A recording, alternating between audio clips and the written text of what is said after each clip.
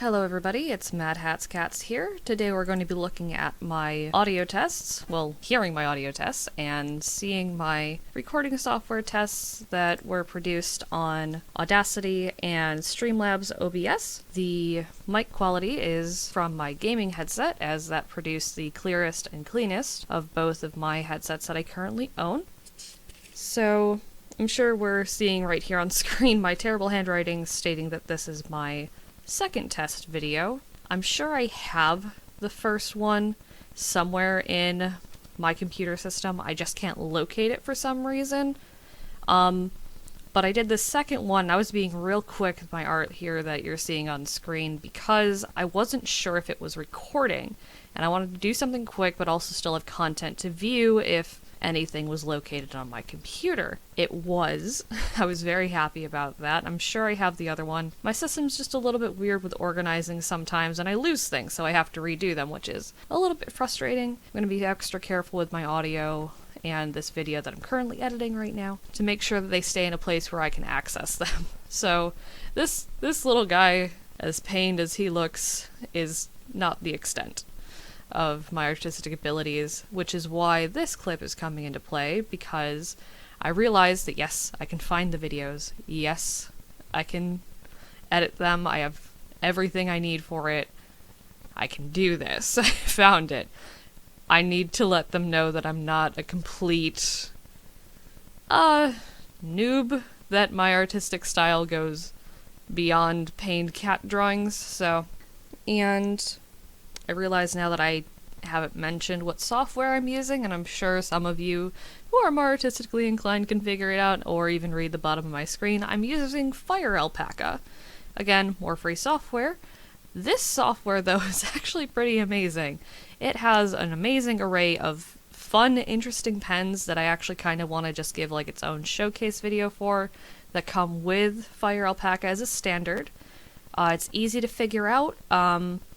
I'm sure they have a tutorial on how to do some of the more advanced things, such as copy flip, things like that, to transpose your images, to adjust them, zoom in, zoom out, etc.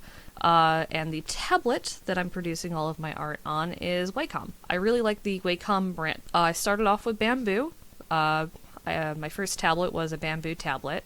That was given to me by a really good friend who is an amazing artist also, and they kind of opened the door for me and my digital art, because up until then I was doing, and I'm still doing, my sketchbook art, which was fine, but I'm really heavy-handed when it comes to physical art pieces. I have a tendency to death grip the pencil that I'm using just because it's an old habit that wasn't ever beaten out of me. It just, I don't know why, and it never really became an issue until I started doing art. I had to take breaks. I had to let go of the pencil. I had to remind myself, hey, don't do this. While I don't recommend death gripping the pen that you're using on your tablet and pressing nearly as hard as I do onto my poor tablet screen, it does allow me to erase much cleaner in a digital format than it does in real life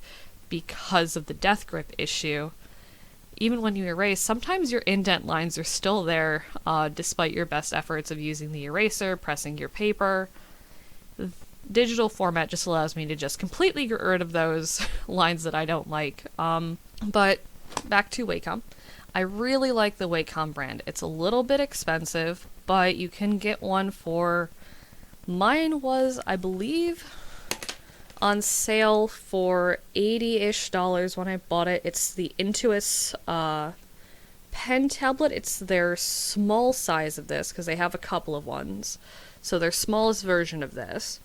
And it has the ability to actually go wireless, if you don't want to be completely tethered to your laptop, your desktop, anything that you're working with. I have two pens for the tablet now.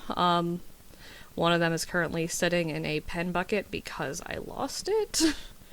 And bit the bullet, bought another pen, and it showed up, as things always do for me, a week later. So now I have two pens for the Wacom tablet, which isn't bad. The Wacom tablet itself is very beginner friendly. I'm starting to have to do the paper trick where I tape a thin piece of paper to the top of it. This is because I death grip the pencil. This is why you don't want to. You actually start to damage your tablet over time, and I actually damage mine a little bit faster because of how hard I press onto the tablet itself. You don't have to press hard to get results. It's just something that was never beaten out of me as a child. So my art tools suffer a little bit because of that, but everything's fine.